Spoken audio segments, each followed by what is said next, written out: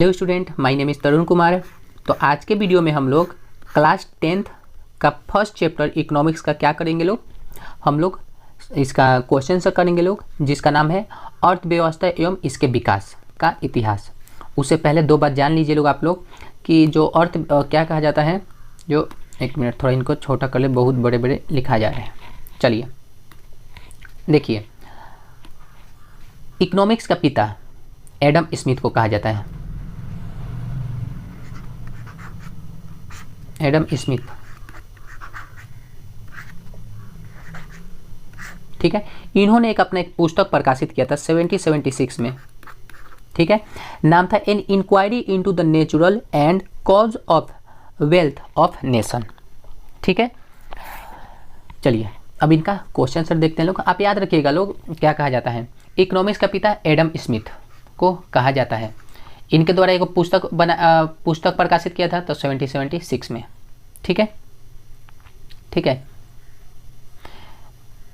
आइए देखते हैं अब चलिए पहला नंबर क्वेश्चन देखते हैं हम लोग क्या बोल रहा है कि अर्थव्यवस्था किसे कहते हैं।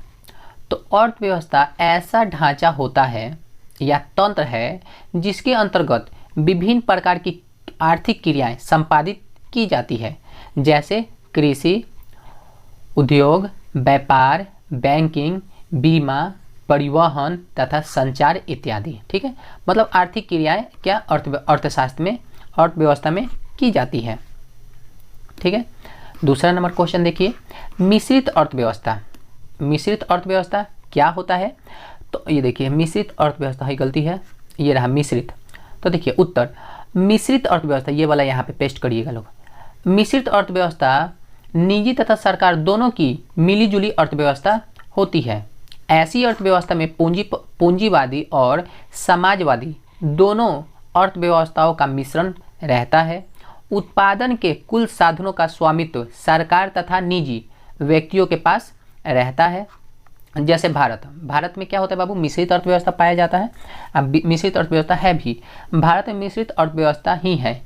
इस अर्थव्यवस्था को पूंजीवाद और समाजवाद के बीच का रास्ता माना जाता है, ठीक है। आप लोग समझ लिए भारत में कौन सा व्यवस्था चलता है, तो मिश्रित अर्थव्यवस्था चलता है। चलिए क्वेश्चन नंबर सेकंड, सतत विकास क्या है, ठीक है। थर्ड क्वेश्चन देखते हैं, सतत विकास क्या है। तो ये इसका आंसर देखते हैं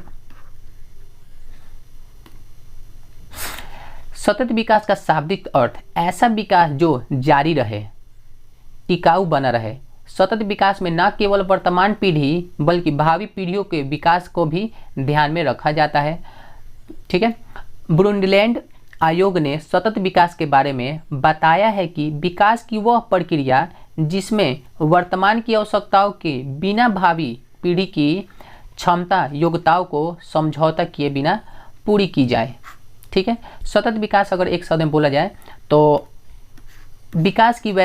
विकास का वैसा दर या फिर वैसा संभावना जो, जैसे मान लीजिए कि अगर एक एग्जाम्पल देखा जाए तो सतत विकास के अंतर्गत कि अगर सपोज कि कोई आदमी काम कर रहा है तो उसको आज अगर सैलरी 1 रुपया है तो कुछ दिन बाद उसको बढ़ंती होना चाहिए, ठीक है। फिर कुछ दिन बाद उसका और उसमें क्या होना चाहिए, वृद्धि होते जाना चाहिए। ये नहीं कि जितना है उतना ही बना रहे, वो सतत विकास नहीं कहलाता है। सतत विकास मतलब एक क्रम में आप बढ़ते जाइए आगे की तरफ, ठीक है।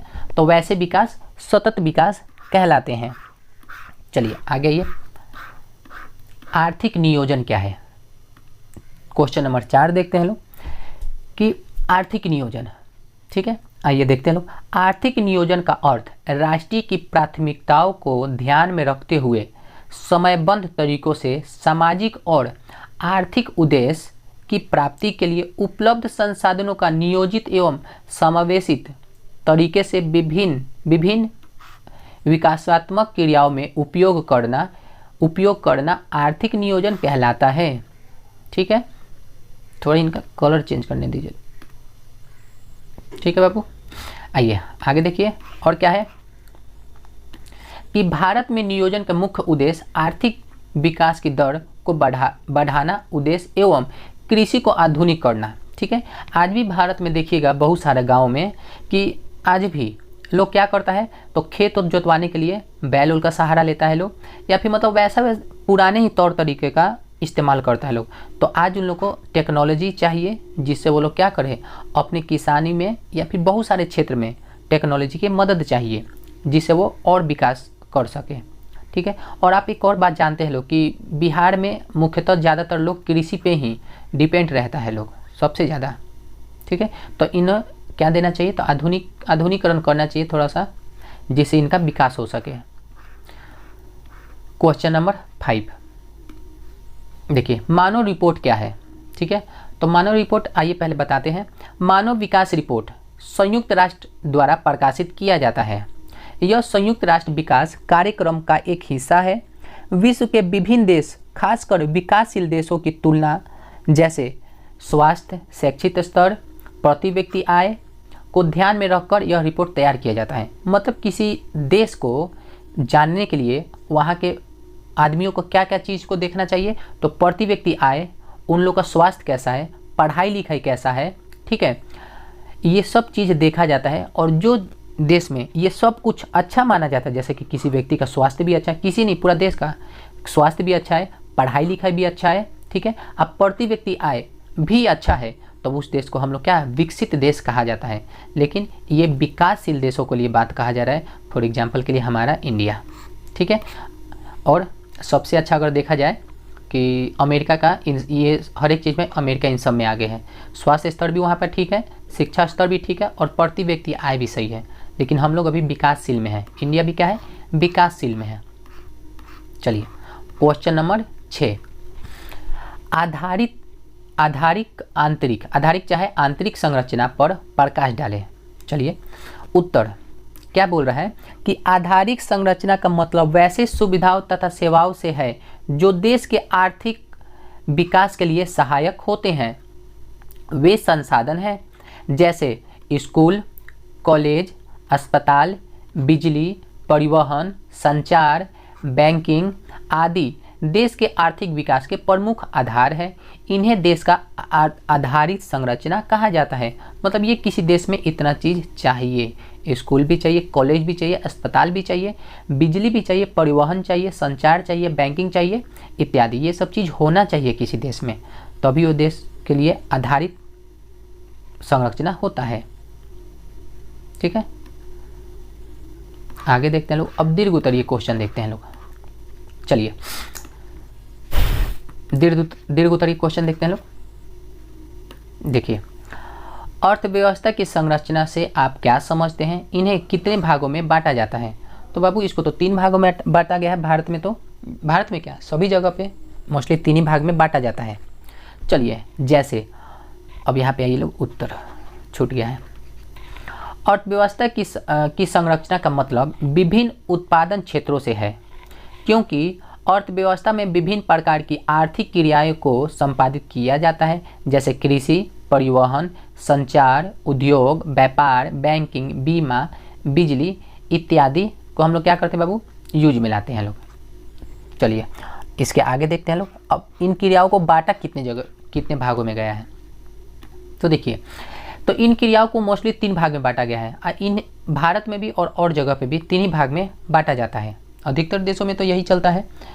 जैसे प्राथमिक क्षेत्र, द्वितीय क्षेत्र एवं तृतीय क्षेत्र। ठीक है, प्राथमिक, द्वितीय और तृतीय क्षेत्र। तो फर्स्ट वाला देखते हैं लोग, प्राथमिक क्षेत्र। आप लोग को ये क्वेश्चन पूछे जाते हैं ये सब। तो चलिए प्राथमिक क्षेत्र, इसके अंतर्गत कृषि, पशुपालन, मत्स्य पालन मतलब मछली पालन, जानवरों से वस्तुओं को प्राप्त करना जैसे व्यवसाय आते हैं। ठीक है। आइए दूसरा नंबर, पहला तो देख लिया आप लोग, दूसरा नंबर देखिए क्या कह रहा है कि द्वितीय क्षेत्र, इसके अंतर्गत खनिज, व्यवसाय, निर्माण कार्य, साथ ही जैसे कि गैस, बिजली आदि भी आते हैं, के उत्पादन आते हैं। अब एक चीज़ याद रखिएगा लो भाई, द्वितीय क्षेत्र को औद्योगिक क्षेत्र भी कहा जाता है। ठीक है, द्वितीय क्षेत्र को क्या कहा जाता है बाबू, औद्योगिक क्षेत्र भी कहा जाता है। याद रखिएगा लो, ऑब्जेक्टिव में आता है। चलिए नेक्स्ट, तृतीय क्षेत्र, इसके अंतर्गत बैंक, बीमा, परिवहन, संचार एवं व्यापार आदि क्रियाएं सम्मिलित होती है।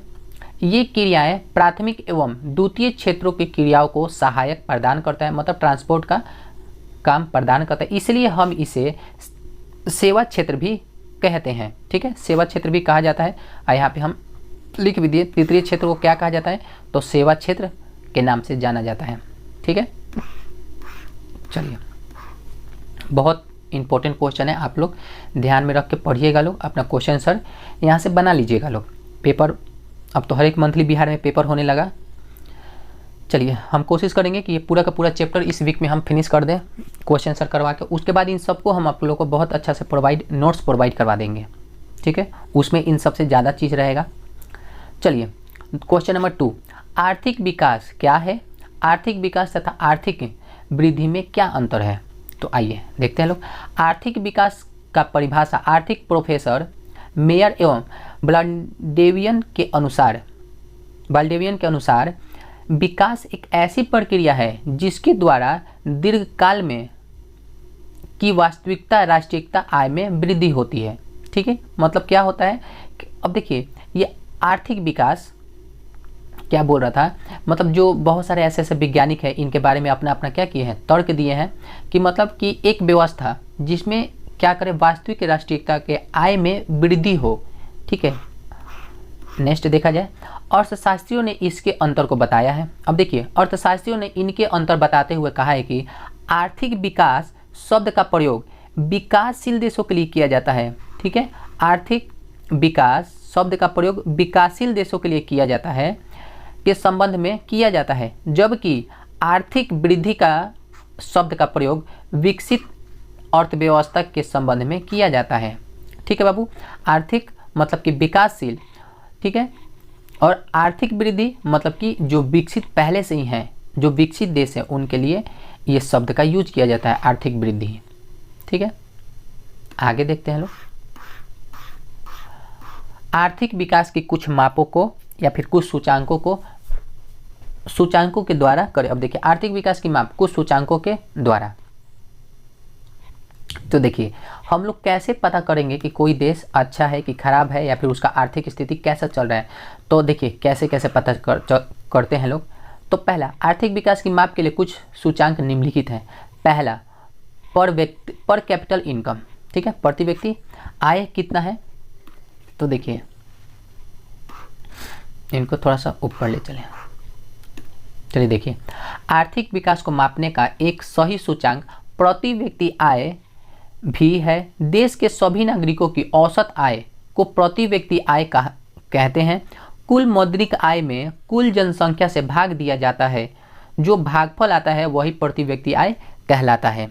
ठीक है, मतलब अगर इसको सीधा सीधा एक फॉर्मूला देखा जाए तो एक फॉर्मूला क्या, ये क्वेश्चन क्या है, तो प्रति व्यक्ति आय हम यहाँ पे लिख देते हैं छोटा सा, प्रति व्यक्ति आय। ठीक है, पेपर में आता है, याद रखिएगा, प्रति व्यक्ति आय हो जाएगा क्या, तो राष्ट्रीय आय,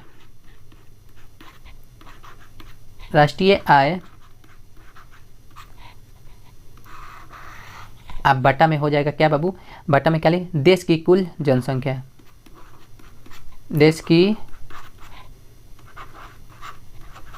कुल जनसंख्या। ठीक है, मतलब प्रति व्यक्ति आय, राष्ट्रीय आय, आज जितना देश में इंसान है उस जनसंख्या से भाग दे दीजिए तो प्रति व्यक्ति आय निकल जाता है। ठीक है, चलिए, तो पहला तो हो गया। अब आते हैं लोग राष्ट्रीय आय। दूसरा क्या, हम लोग राष्ट्रीय आय से भी पता करते हैं लोग। तो देखिए, चलिए, ये आर्थिक विकास का एक प्रमुख सूचक राष्ट्रीय आय है। किसी देश या राज्य में एक वर्ष के अंदर उत्पादित सभी वस्तुओं और सेवाओं को मुद्रा के रूप में उनके मूल्यांक कर उनको जोड़ा जाता है। इनके योगफल को राष्ट्रीय आय कहते हैं। ठीक है, इनके योगफल को राष्ट्रीय आय कहते हैं। इस प्रकार जिस देश या राज्य की राष्ट्रीय आय जितनी अधिक होती है वह देश या राज्य उतना ही अधिक विकसित होगा या कहलाएगा। ठीक है, दूसरा क्या है, तो मानव सूचांक। चलिए देखिए, मानव सूचांक। तीसरा पॉइंट क्या कह रहा है कि यह सूचांक भी आर्थिक विकास की माप में सहायक होता है। यह शिक्षा स्तर, उनके स्वास्थ्य स्तर तथा प्रति व्यक्ति आय द्वारा आंका जाता है। कि मानव विकास सूचांक यह भी देखा जाता है कि वहाँ के लोग पढ़ाई लिखाई कितना है, पैसा कितना कमाते हैं, इतना सब। और क्या, तो उपभोक्ता व्यय ये भी देखा जाता है। क्या, तो उपभोक्ता व्यय भी आर्थिक विकास का एक सूचांक है। भारत की पहली राष्ट्रीय मानव विकास रिपोर्ट में बताया गया था कि ग्रामीण जनता की व्यय क्षमता में कमी आई है, वहीं शहरी जनता में व्यय की क्षमता में काफ़ी बढ़ोतरी हुई है। ठीक है, ग्रामीण में तो कमी हो गई थी, ठीक है, और शहरी में क्या हुआ था, यही व्यय बढ़ गया था। अब आइए क्वेश्चन नंबर 5 क्या बोल रहा है। क्वेश्चन नंबर 4, बिहार के आर्थिक पिछड़ेपन के क्या कारण हैं। बिहार के पिछड़ेपन को दूर करने के लिए कुछ मुख्य उपाय। तो अगर अच्छा से देखा जाए तो यहाँ पे जातिवाद सबसे ज़्यादा है बिहार में, और कुछ नहीं। बाकी यहाँ पे बिहार में किसी चीज़ की कमी नहीं है, ठीक, खाली बुद्धि की कमी है यहाँ पे। चलिए, बिहार के आर्थिक पिछड़ेपन के निम्नलिखित कारण है, आइए देखते हैं लोग क्या क्या है। नहीं तो सबसे पहले नालंदा यूनिवर्सिटी हमारे ही बिहार में था, और आज हम लोग सबसे पीछे पढ़ाई लिखाई हर एक चीज़ में। देखिए बाबू, तेज़ी से बढ़ती हुई जनसंख्या। अब जाहिर सी बात है, जहाँ पे पढ़ाई लिखाई कम रहेगा तो जनसंख्या में वृद्धि तो होगा ही, बुद्धि रहेगा तभी तो। चलिए, तो फर्स्ट पॉइंट क्या है बाबू, तेज़ी से बढ़ती हुई जनसंख्या। बिहार में जनसंख्या बहुत तेज़ी से गति से बढ़ रहा है। परिणाम स्वरूप राज्य के संसाधन का एक बड़ा भाग इनके भरण पोषण में ही खर्च हो जाता है। ठीक है, बात यह भी है कि अगर आप कुछ करते, यहाँ पे अगर फैक्ट्री वैक्ट्री होता तो हम भी देश के भलाई में अपना योगदान देते लोग। लेकिन हम लोग, बिहार के लोग कहाँ चले जाता, दूसरे देश में, दूसरे राज्य में जाकर क्या करते हैं लोग, अपना वहाँ पे गुजर बसर करते हैं लोग। काहे कि यहाँ पर उतना फैक्ट्री वैक्ट्री है ही नहीं, ना मात्रा, इसी वजह से। नहीं तो हम लोग को यहाँ पे होता बिहार में तो हम लोग अच्छा से अपना काम धाम चला लेते, बाहर जाने की ज़रूरत नहीं पड़ता। चलिए, दूसरा क्या है बाबू पॉइंट। अब आप जो मैं बोल रहा हूँ ये सब चीज़ तो आप लिख नहीं सकते, इसी वजह से ये सब चीज़ लिखना होगा आपको। ठीक है, पेपर में ये सब लिखोगे तो काट देगा। आधारभूत संरचना का अभाव। बिहार में सड़क, बिजली, सिंचाई, शिक्षा तथा स्वास्थ्य इत्यादि संबंधित सुविधाओं का अभाव है। ठीक है, बिहार में सड़क, बिजली, सिंचाई, शिक्षा तथा स्वास्थ्य इत्यादि के संबंध में संबंधित सुविधाओं का अभाव है। ठीक है, एक ये भी कारण है। लेकिन अब याद रखिएगा, बिहार में अब सड़क, बिजली का कोई कमी नहीं है। ठीक है, हम भी यहाँ से बिलोंग्स करते हैं और यहाँ पे इस चीज़ की कोई कमी नहीं है। ठीक है, पहले जैसा बिहार नहीं रहा, सड़क भी ठीक बहुत अच्छा है, बिजली बहुत अच्छा है, कुछ करप्शन है जिसके वजह से बिहार बदनाम है।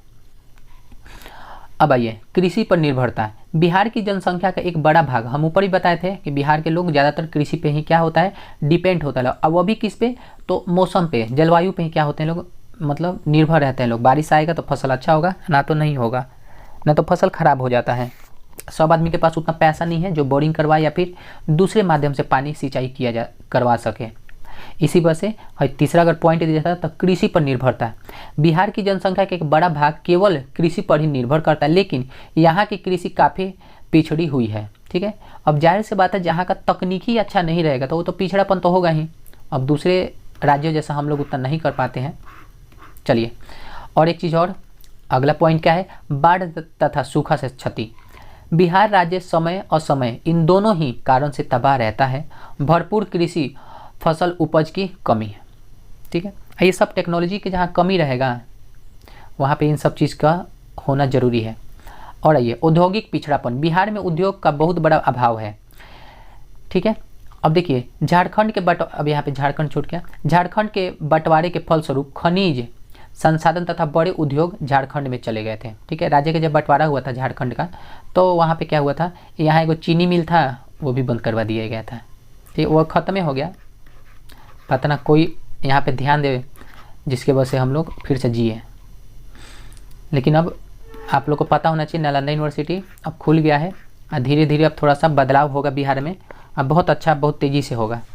ठीक है, चलिए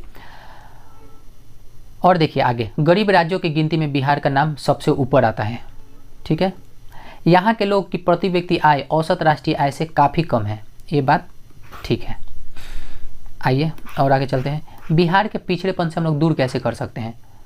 तो आइए देखते हैं लोग। बिहार के पिछड़ेपन को दूर करने के लिए निम्नलिखित उपाय अपनाया जा सकता है। पहला और बहुत इंपॉर्टेंट, जनसंख्या पर नियंत्रण किया जाए। खाली बिहारी नहीं, ये पूरा राज्य के लिए जनसंख्या नियंत्रण जरूरी है। दूसरा पॉइंट, आधारभूत संरचना का विकास होना चाहिए। तीसरा, उद्योग का विकास होना चाहिए, जैसे फैक्ट्री उक्ट्री लगाए। दूसरा, गरीब उन्मूलन, शांति व्यवस्था की स्थापना करना चाहिए। मतलब यहाँ पर जिसकी लाठी उसी की भैंस, ये नहीं होना चाहिए, ठीक है। शांति व्यवस्था की स्थापना करना चाहिए। केंद्रीय सहायता होना चाहिए। कृषि का विकास होना चाहिए और बाढ़ पर नियंत्रण होना चाहिए। ये सब चीज़ पॉसिबल है, बस आदमी को थोड़ा सा जागरूक होना चाहिए और कुछ जो भी नेता लोग हैं उन लोगों का भी थोड़ा सा ध्यान